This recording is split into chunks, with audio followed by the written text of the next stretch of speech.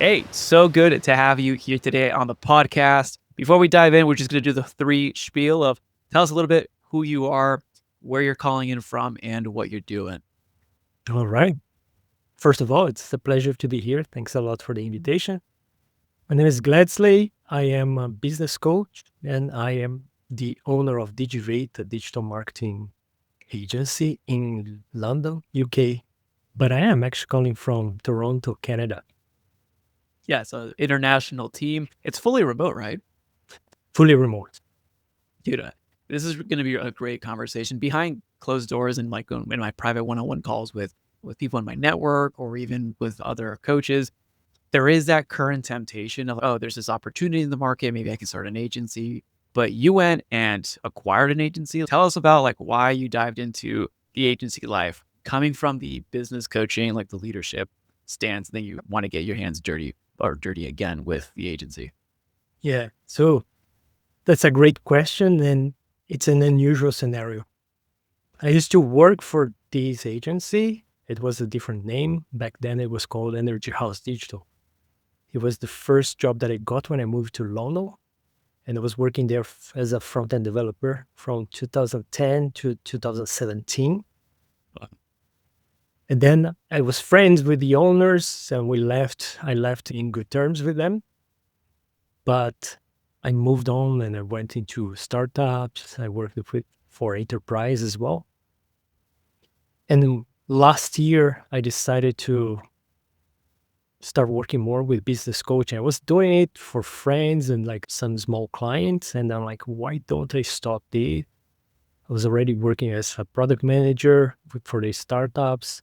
And I'm like, I know enough of business. I've been helping them. And why don't I do this full time? I really like this part of coaching. And in conversations with some friends, I ended up talking to these former bosses and still friends back then. And we had an opportunity of doing a bit of business coaching there. And the agency was not in its best Hmm. times. So I defined a plan and they decided to, oh, that's a bit of too much for us. We've been working with the agency for a long time. So they were ready to pass the ball. And as a joke, when I used to work with them, I'm like, one day I'm going to buy the agency or we're going to become partners. The joke became And reality. exactly. And it was so funny because they are like, oh, when Yeah. and that's how I got into the agency. And I lay down my own plan. I'm like, okay, this is what I have to execute.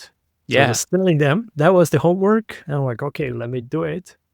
And that was the beginning of me back into Digivate. Digivate was a merger of three other agencies. So Energy House Digital, NeuroWeb, and Digivate. Oh, It wow. ended up, Digivate was the oldest brand. That's why it became that one. No, that's pretty cool. And a few things there, having someone else come in and do there's a significant 180 shift that we're going to dive into, like what you've been doing with the agency. But I think that's one key area to look at. Also, it was within your network of relationships and Right. the relationships that you've had for over a year with 15 years. So I think that's something else as well to keep in mind. And something that I talk about with my clients is that we always want to build relationship, even if it's not a good time right now.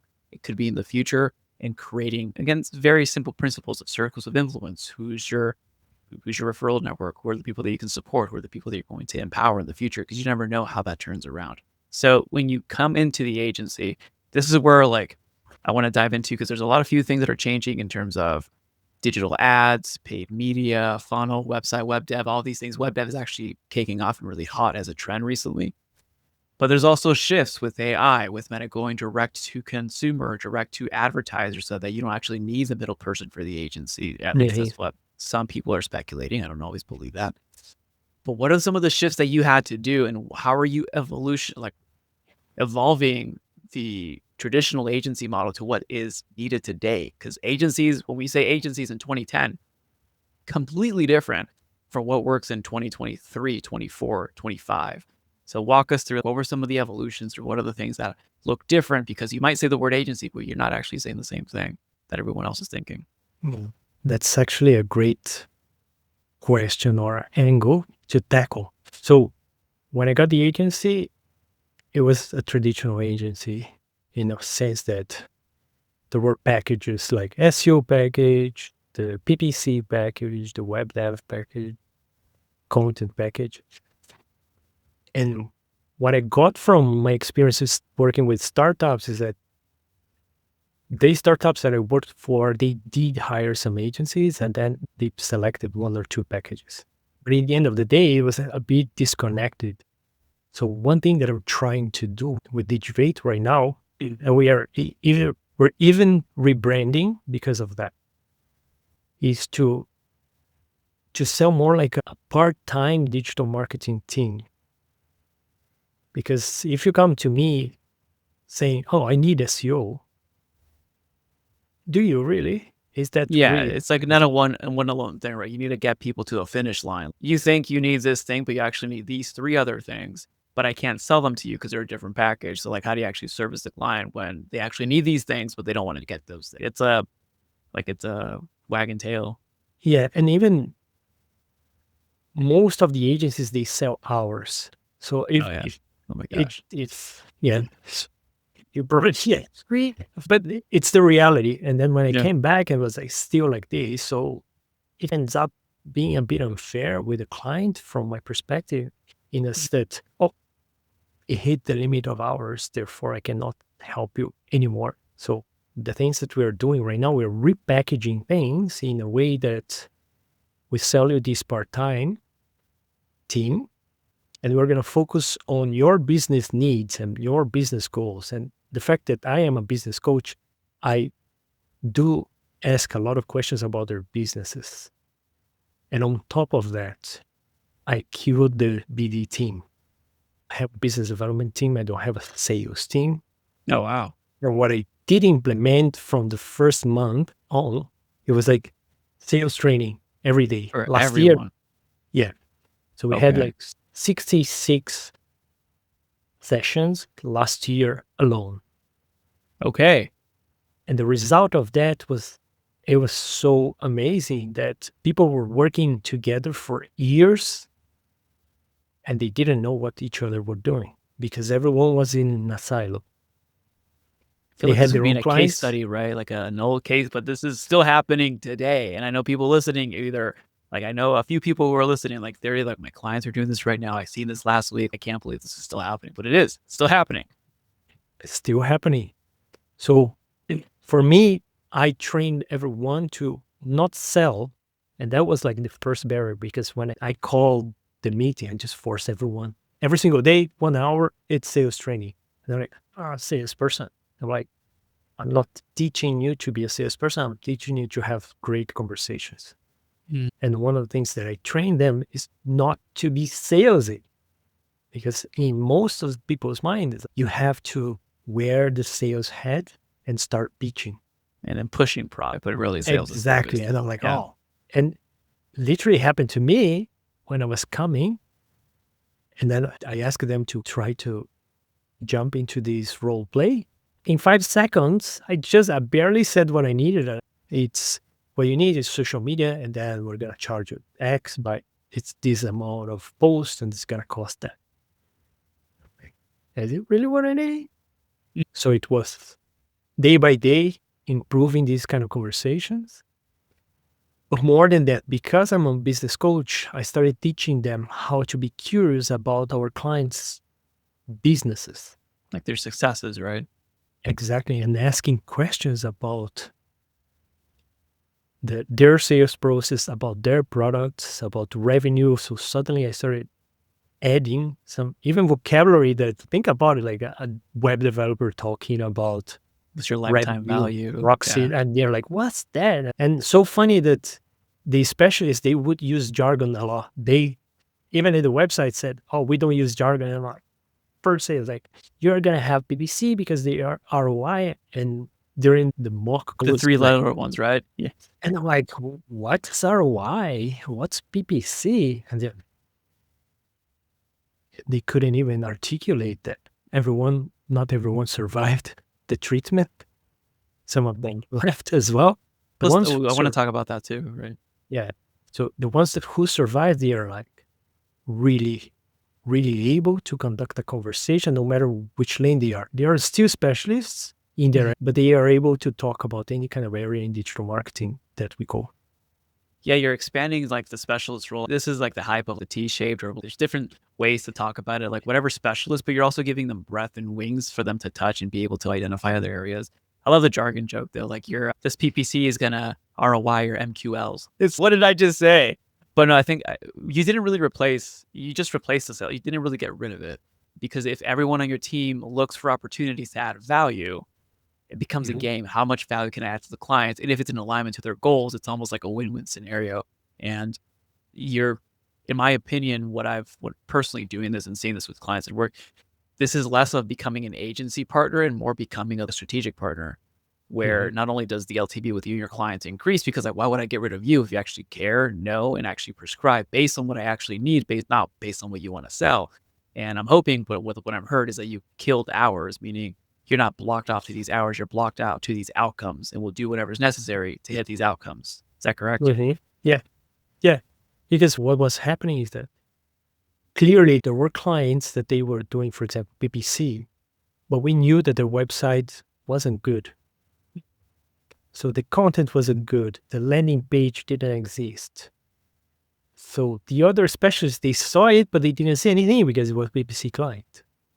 So what I did is literally like, now we have conversations and like, we need to get closer to this amount of growth, this amount of leads in a month. And then we figure that out. So I transformed a lot of these clients that were PPC only. We just reshaped the contract into this package, and we did design, we fixed the UX, we changed the website, we created new landing pages, we started writing content for them. And the entire marketing arm. Exactly.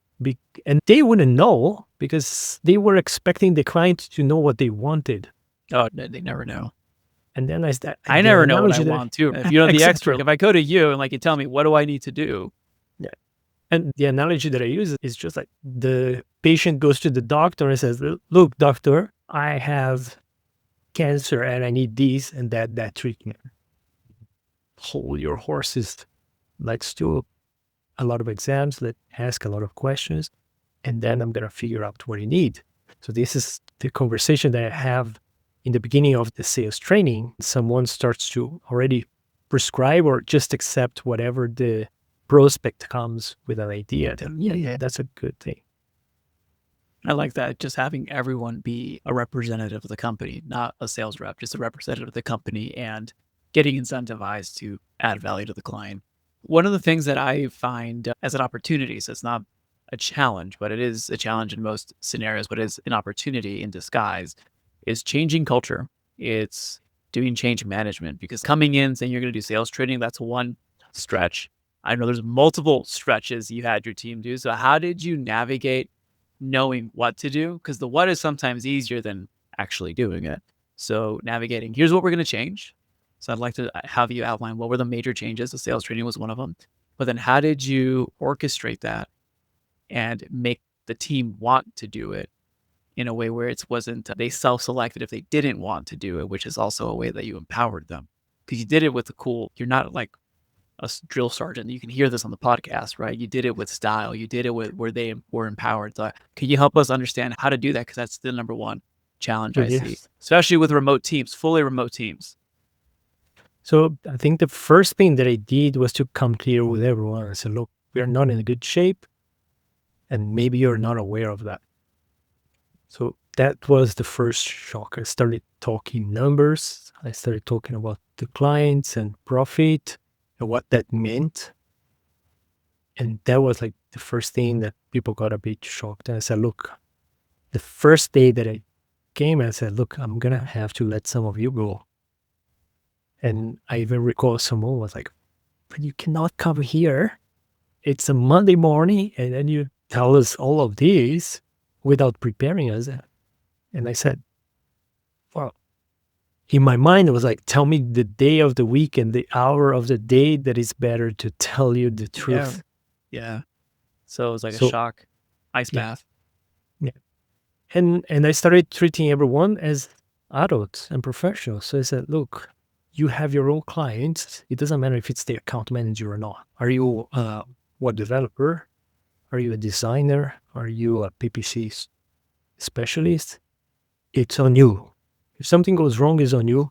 It's on your product manager or project manager. It's on your account manager. So everyone is accountable for that.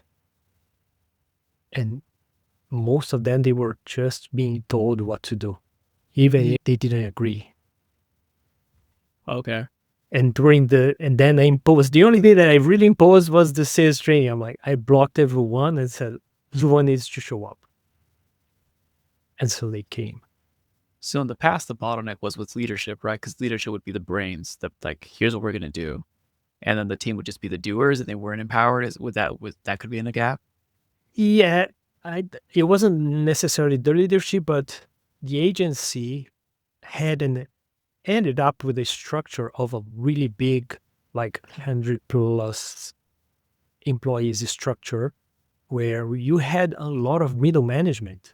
Yep. So lost So in you had bureaucracy.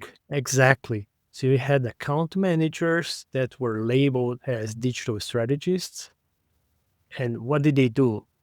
Account management. What's the digital strategy when you are just doing PPC? The strategy will do, let's do PPC. And I said, what do you know about social media? What do you know about that's not my lane. And then I said, Interesting. how can you be a digital strategist that only knows one thing? So you're a specialist. Did you cut the middle management layer? Did you go direct? Or how did you restructure? Flat. Everyone reports to me, and that's it. So I made everyone accountable for their accounts. Yes, these digital strategists or account managers, they were still responsible for the clients. And it was more like there was one project manager in there that there were structures in there that everyone had to have every single minute of their calendar blocked by something. So if you had a meeting, it had to be in your calendar. And that's how capacity was measured. And I'm like, it's 15 people, 16 people in here. Why do we have all these? So it was so rigid that nobody had the opportunity, for example, to swap something unless that PM decided to change things. Oh, wow. So that's But okay. it wasn't that PM's fault. It's just that That was a structure that they were something's, following. yeah, exactly. So I think it was more like a lot of people, they didn't have the experience and they either followed something that came about before they joined, they were just following. And even one of the first things that I did, I started asking why, but why do we do it like that? Because it's historically, it's being done like this. Why has it been done historically like this? They ask themselves that. They just followed. And sometimes it was a rule that was set up by someone that wasn't in the agency anymore. And they couldn't see that was a problem. It's fascinating. So the first is like getting them aware of reality, like what's the current state of the agency. The second is you removed the middle management layer, not removing the role, but removing people from not being connected to the bottom line. And right now, so I want to understand your structure of a flat org versus a structure. Because it sounds like you still have structure, but they report to you, meaning you're still in touch with everything to make sure that everything is running correctly. Yeah. But it's not really a flat structure, correct? Yeah. They still No. report, though. Yeah. Yeah, but in the first months, it was like that. Because what was happening? Because you need to get your hands dirty with everything. You need to know what everyone's doing. Yeah, so I had to touch everything. So I removed that this way. There was a hierarchy in there. People had to tell you what to do, and you wouldn't do it unless it was either scheduled for you. Okay. So then you gave them ownership to own exactly why, and then challenging existing beliefs, like why do we do it this way, so that they can reshift and own their craft versus being told what to do. So what happens is that the expression that one of them used was, we've been kept in the dungeons all this time. That was like, I've heard that expression. I still use it. And that's why they didn't know what the others were doing, because they were told they were being scheduled and that's it. I don't agree. Maybe my line manager doesn't want to do it. And by saying that, like, everyone reports to me directly, I removed that kind of like, it's my line manager, so I cannot say what I think. So they came to me and they started talking, and then I found out about problems that I wasn't aware, and the previous owners weren't aware either because of the middle management. So I removed that. It was not easy. I'm sure that a lot of people, they left because I changed everything. And Yeah. whenever there is management change, like, people do feel like, oh, the culture that I signed up for doesn't Isn't exist the same. anymore. But the people that stick around, like the principles at play though are owning your results, which takes a certain type of person. That's just like for me leading teams and seeing this and working with I don't know how many humans at this point. Like it takes a certain kind of person, and I know I have a good idea who that kind of person is, who is willing to take responsibility for their life and for their outcomes. But then the second too is just like you're leading them to where, and this is where I kind of want to dive into you came into the agency, you're restructuring, you let some people let go. You're obviously doing better. And I kind of wanted you to share like what are the successes that have come from this, not just a case study that happened, like you're actually getting real Mhm. traction here. But where are you leading them? So maybe lead us like where you're at right now with the current successes, but what's the promised land look like? Like where are you leading the team? Yeah. So the first 2 quarters were just fixing operations and shifting their mentality to become a partner of each one of our clients. So it's not about their expertise, it's about the opportunities. So that's where the sales training changed how they thought about the clients and their work. And one side effect of that one is that they knew that the clients needed something. And what happens is that without me, they didn't even ask me. They scheduled a call with some clients. They said, we noticed this. Here's what we propose. We're going to rebuild this part of the website. We're going to change Proactive. this. I didn't ask. I Yeah. didn't even know. They told me after the fact. They're like, That's the cool oh, we part. proposed that. Exactly. And this was, I knew this could happen, but this happened like in a month and a half of training. Oh, really? A Okay. month and a That's a pretty half. quick turnaround. Exactly. And I think by empowering them and showing that they could be partners of our clients to the real word of being a partner, it clicked to a lot of people. And they're like, I know what I'm doing. It gave them a different purpose within the agency.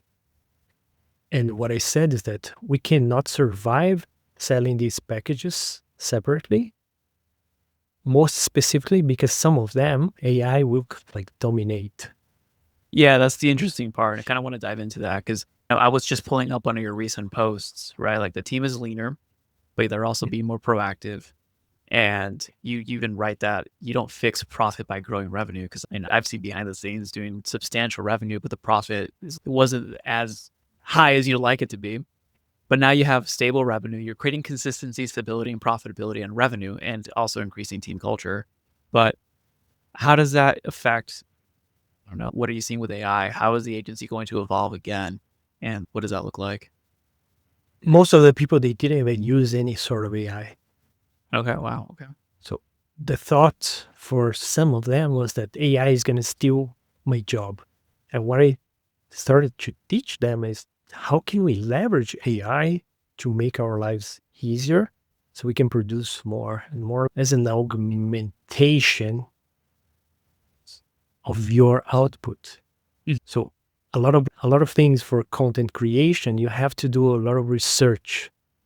They were manually Googling things, finding out the topic. And I started to show them with one bot that I generated using ChatGPT. I could do the same research way better in In 30 a seconds. minute. Exactly. And I started to push because of my experience with startup. I started to push a lot to think about failing faster because Mm. that meant we were going to learn faster. How did you set up the environment for them to fail? Because I hear that and I work with founders who believe that, but then when push comes to shove and their team's actually failing, they're like, that can't happen ever again. So how did you set because sometimes failure means it costs you money. and like that Mhm. hurts. So how did you structure the failure to be a safe environment where people can actually learn, but also de-risk or even leave the risk as is? I'm not sure if you de-risked it, but how did you de-risk it and keep it as a safe growing environment? I always played transparent with them. So I started to show my failures. For example, I even mentioned that to you last year that I started to do workshops. So Oh I yeah. just wanted to see how fast they could ship things. So I said, we're going to run a workshop. It's going to be SEO and PPC. I'm going to explain how we kind of spy on our competitors. People super uncomfortable. I don't know how I'm going to do this. And then just let's build a landing page and let's start promoting. I didn't expect anything out of that.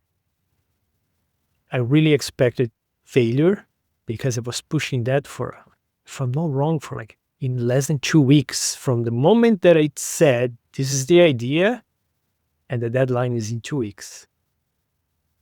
Dang. And they're like, let's see how much they can produce in there. And everything that was happening, like how the specialists, they were doing their parts. So I started to notice those ones who forgot their job titles and started to do something else to help out. And the ones that were supposed to be doing some things, I didn't say anything. I just said, where are we? Where are we? Where are we? And they kept giving me. And it was not a great reach. The outcome was pretty great for me But they still did because it, right? Because you wanted to see who yeah, could ship and how quickly they could ship, and they actually did something. Plus, the test there, the risk is no one shows up. exactly. And even we created specific links for every single person that I could track who shared or not and who converted or anything. I collected all the data There you go. because I wanted to know. It was the experiment for me to figure out who was doing what and where we failed. So after the fact, we jumped into one of these sales training calls and I said, let's do a post-mortem. The reach wasn't great. A lot of people, I brought them. And I literally started putting, like, I started to draw, sharing my screen and said, like, when was the first day that I said about this idea? We had a meeting here. When was the last thing? Like, when was the landing page created? The design? When was this? When was the email Oh, dang. created? Okay. So I went step by step and I said, look, I designed this for us to fail, but because I needed to see How quickly? the how quickly you could do it and where were the problems where we didn't have time to prepare. I said, when on earth you prepare like in 2 weeks and you have to start from scratch? I don't know. Don't look at me. I'm not doing the same thing. I might be. And I was super happy that a Yeah. lot of things came out of it, right? It Yeah, it's happened. pretty possible what people can do and with the expectation. But I think there's a practice, right? That first run, maybe it was choppy. Maybe if you keep doing that over and over again, they get used to like implementation as part of who you are. And I always lead by asking questions when I see these problems. Right. I said, okay, why did we start only in here? Because I needed something from somewhere else. Okay, when did you ask for that? Oh, it was here. Okay, what could we have done differently that would have avoided this kind of problem? What can we do differently from based on this to the next time that we're going to run it? How can we do that differently? And I never blamed anyone. I said, in the end, I said, look, it was designed for us to fail, and that's all on me. Because I asked for something that is impossible. And sometimes our clients will ask for Same, something same. that seems impossible. And we believe that we're not going to happen, but at least now you can see that you can ship in 2 weeks. Yeah. Was it great? It wasn't, but you have to value the outcome, the things that we've learned. Wherever we failed, there is a lesson in there. Yeah. No, I really like that and the fact that you brainstormed to create that specifically for the team so that they can prepare for how they're applying that in the real world with the clients. So yeah, I can't believe it's been since last year since we spoke. feel like it's only been like a couple months, but it's been a while. It's been like 6 months, 7 months. But so Yeah. what's next? Like, where are you growing it to? You got the team lean, you're implementing AI, everyone's selling, you're partnering with clients versus just being a vendor. So you're checking off all the boxes, but what's the horizon look like? Now I'm expanding a bit more in terms of video and social media. Mm. So I'm investing a bit more in the team to, it's not going to be a production kind of agency, but I feel like we're missing the opportunity with some of our clients and even with our own content, growing the presence on social media in terms of video production, Yeah. shorts on YouTube, because people need to know who Digivate is, who are the people, who are the specialists. And I'm putting myself in front of that as the key personal influence Yeah. because the previous owners, they didn't want to do it. Nobody in the team wanted to do it. They were all afraid before the sales training. And I don't mind, let's do it. Because if this is my business, that's what the business needs. That's what we're going to do. And this is something that I'm preaching to my own clients and say, look, Here's people what's don't know who happening. you are. Yeah. Exactly. Your They're case like, study and number one. yeah. So yeah, the thing that I always tell everyone in the team is we're dog fooding, which is an expression from that we use a lot in startup. Like everything that we are going to propose to our clients, we're gonna have to do it first. We're gonna fail. So we're gonna fail with our own case. And then we're gonna make That's it the only way better. you And learn. then Yeah. You got to test it. True marketing. yeah. Yes, exactly. And in terms of the future, down. I'm going Oh, after I'm going after startups. I'm going after some coaches as well because coaches, doesn't matter what kind of coaching it is, they usually start as one man band. And when they get some traction, and I truly believe that they are usually awesome people, that they have so much to share and other people, but they stumble in this piece because yeah. they don't know how to market. They are coaches, they are not marketers. Oh yeah. I hear that. There's a guy that I'm helping. He serves other coaches. It's the same situation. Like I'm talking, I think thousands of coaches at this point, but yeah, same thing. They're great at their craft. They don't know how to set up a landing page.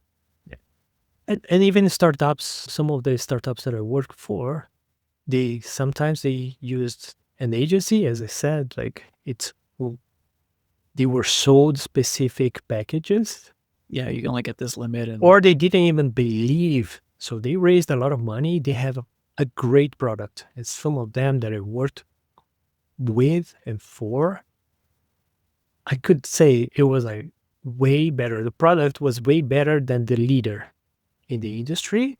dang, okay, bold. The problem is that the leader in the industry had really good marketing. So how do you have a good idea? You have a good product, but you are nowhere to be seen on Google. Yeah. So how do you grow from nothing to somewhere? So this is the challenge that a lot of agencies they told me. And even like when I did Because it's a real the challenge. It's a real yeah, business game versus just exactly. delivering a service. I'm going to promise the service versus I'm going to promise the outcome. Then you're going to be like, performance marketing is not for the weak. Let's put it that way. Exactly. It's not for the weak. Even the workshop that I planned, when I was discussing with the team members, they were saying, oh, we should use like, I don't know, Nike or Adidas to run in the tools that we do so we can show. And then I said, no, I want to get someone that is nowhere. To show them the real. And they're like, no, all the graphs they're going to be empty. Then I said, but this is the real deal. If you get sold for that, because yeah, Adidas, they're not You even can't our relate to clients. it. Exactly. Oh, we're going to show. Then I said, look, I'm not going to go into a workshop to present the tools that we use. I'm not the tool representative. I'm going to say, we leverage these tools to figure out this, and this is the strategy. Yeah, the real thing versus just like a case study. Exactly. So expanding services, video, but then also niching. I'm going to have to get you back on like in 6 months to talk about the niching. Because no, this is a real conversation again with other founders. There's this dude, I might have to connect him to you. 20 years in business and they are still generalists. And should I niche down? They're still asking these questions, which is completely fine. I think everyone, when they're working in the business, they can't read the label from the outside, and it's not always like a perfectly clear answer. You must niche down to X. It's never always like that. And That's fascinating.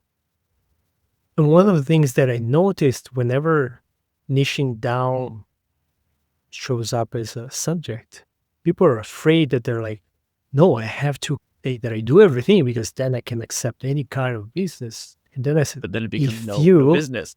niche down, exactly. So if you niche down, it doesn't mean that you're not going to get the opportunity to do the other things that you currently do. But you niche down because you are going to get someone that really needs that kind of solution for that kind of problem. But that doesn't mean that they're not going to have like all the problems that are related to this that you currently solve.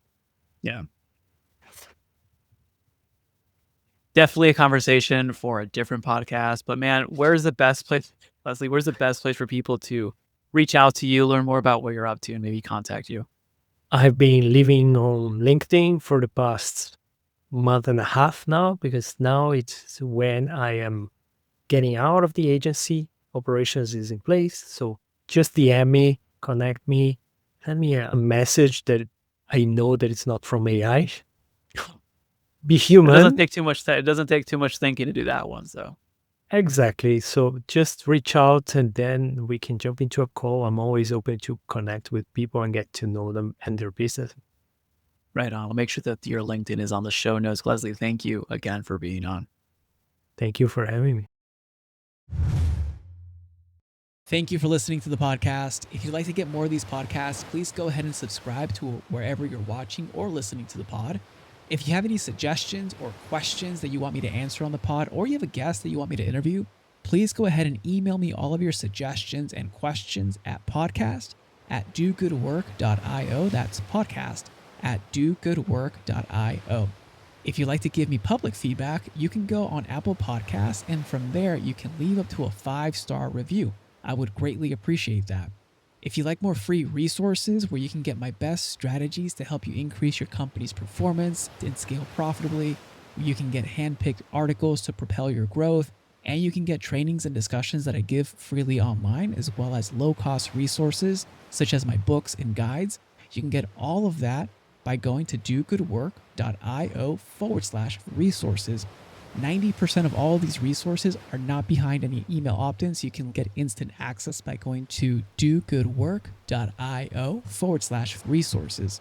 Now, if you'd like to accelerate your progress and shorten the gap between information and action and start seeing results in your business, let's work together to increase your company's performance and scale profitably and serve more clients without the overwhelm.